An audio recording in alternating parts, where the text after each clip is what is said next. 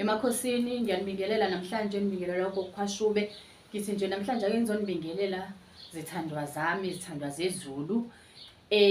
Wena osanda ngena kuleli page, usubscribe uphinde ulike ukuze phela wonke amavideo esiwakhiphayo ebese uyakwazi ukuthi uwathole. Yonke imiyalezo esuke siyiletha kumina uyithole kalula.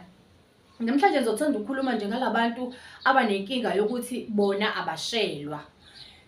Abantu besifazane, abanye abantu besilisa abanenkinga yokuthi umuntu uthola umuntu manje kuthi mahlayeni sebeyahlukana futhi isikhathi esincane. Omunye ke nje akaqonywa nje kwayibona-ke. Ngizothanda ukuthi nje namhlanje ke sokhuluma kakhulu ngaleso simo esinjalo. Kuyenzeka ukuthi uthole ukuthi awushelwa, awuqonywa ngenxa yezimo zeyinkinga mhlambe osuke wena unazo egazini. Uthola ukuthi uyashela kodwa futhi noma usushelile umuntu unesicefe nje nawe egcine ukuthi hayi adlulise leyo nto vele ukuthi athi uyakuvuma. Mase kufanele phela niqhubeke nikhulume ngezinto zenu zothando. Umuntu angasaqhubekela phambili naleyo nto athi uma ufika nje eze ukuthi nje kunalesi sicefe siba khona uyamcika. Iyalungiseka ke bahlali leyo nto isimo esinjalo.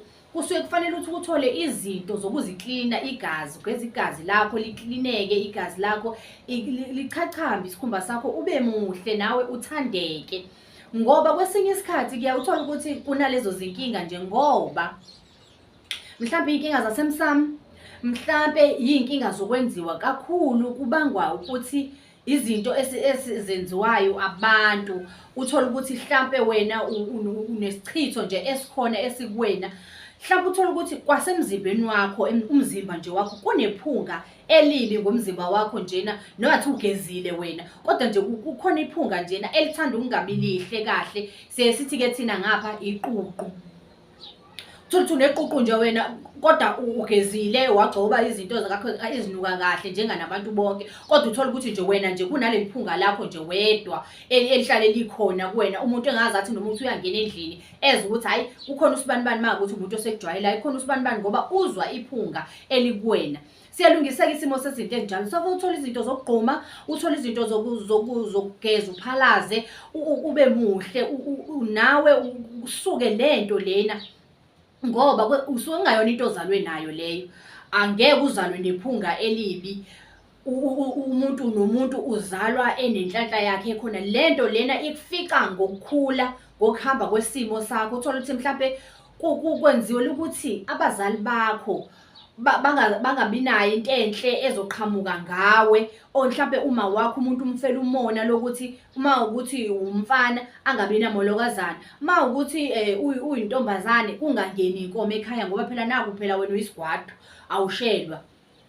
Uma umuntu njena ake ukuthi nje uma uhlangana nabantu endleleni uzugcina ungazi ukuthi kahle kahle bangaka abantu ohlangane nabo bacela izinamba zakho befuna phela ukuthi bakwazi ukuxhumana nawe. Umuntu nje akakubuke nje uthulile kube ngazothi uyamamatheka ungashongo lutho. Umuntu athi nje kodwa nje Jesu mengathola njena leya ntombazane yakasibanibani, hayi cha ngingabe ngimtholile umfazi, hayi mengathola lo wamfana lwana, hayi ngingabe ngimtholile umyeni. Kufuneka into enjalo ke empilweni sizilungiselele. Nanokuthi ke abantu abakuthi ufanele nazi phela ukuthi sekuyisikhathi saDisemba manje ayeza amabhonasi bantakwethu. Ngabe umfana, ngabe uyintombazane, ngabe uyindoda, ngabe umama, amabhonasi ayeza asendleleni. Zilungiselele-ke nawe ukuthi akuthi mekushaya sona isikhathi phela lesi salezi lenyanga lena esiqalayo nawe phela ubumuhle uthole nawe nje ufike ekhaya uqiqingile uphethe izinto ezikhala kahle. Ngoba phela udedelile ubaba, udedelile untombazane uyiblessa lakho lentombazane. Nathi omdala kunawe mengabe enale right kakhulu akanankinga. Mawukuthi nje uzodedela lana emalini akusho ukuthi phela abantu besilisa kuphela fanele bodla abantu besifazane. Nabesifazane ababondla besilisa 50-50 bakwethu. Niyondliwa nawe umuntu wesilisa nje afika umuntu nje akushayele nje ukukheshi nje nakubhekelela ukuthi udinga ini. Nanokuthi noma uyazi ukuthi unonkosikazi ekhaya azi ukuthi nje kodwa uma uhamba uye ekhaya fanele phela nawe ufike uphethe izinto ezikhala kahle akuthande nje akuthande azathande ngisho izingane zakho uqobo. Kubalulekile ukuthi ake sizisukumeleni-ke nje sisebenzise. Nanokuthi njena uyasebenza, umlungu afake nemali, imali ayiqhathaze nje, imali angabali ukuthi ukunikile ibhonasi yakho fanele ibe ingaka ngoba phela ibhonasi mhlawumbe kwi-standard ukuthi fanele kube imali engaka. No, akafake nje umlungu ejikijele nje imali, akhohlwe nje ukuthi kambe ufake emalini, angabali mekufakela imali. Ngani? Ngoba kusebenza impande. Ihlahla njengoba nizibona zigcwele la ngaphandle zikhonela kona ukuthi zisize thina. Umuntu-ke noNkulunkulu uthi usize umuntu oyisizayo. Wena-ke mazoziyekelela-ke uhlale usonge izandla, wawuphumile uyofuna umsebenzi, awutholi umsebenzi, wagcina-ke manje nasuthola umuntu ezogcina ekuthanda akuthatha hayi kulungile ungahlala lana. Ilwa phela manjena kushaya izikhathi zokugoduka. Ekhaya uzofika uphetheni.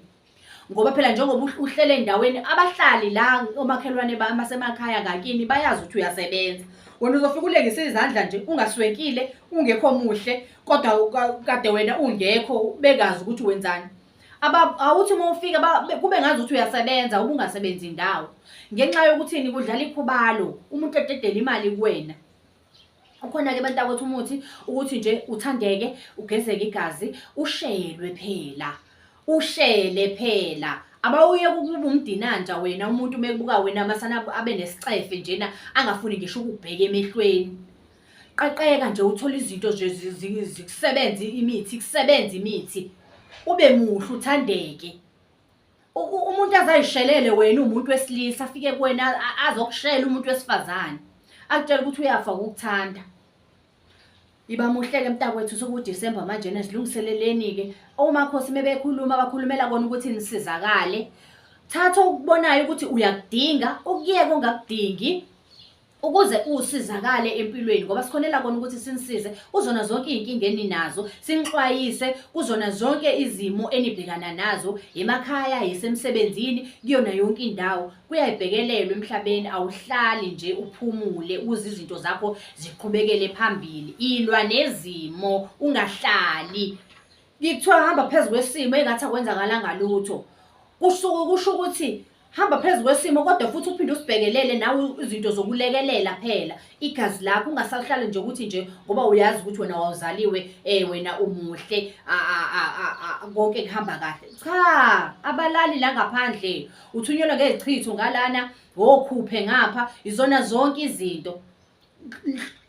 Hlanganisa-ke nawe uthole izinto zokuthi awulunge phela kube kuhle nakuwena, ukuthi umuhle uphinde ukunezezele nabo lobo buhle bakho.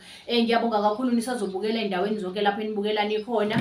Ngomakhosi uKhwashube lo, ngiseThekwini eMgababe indawo.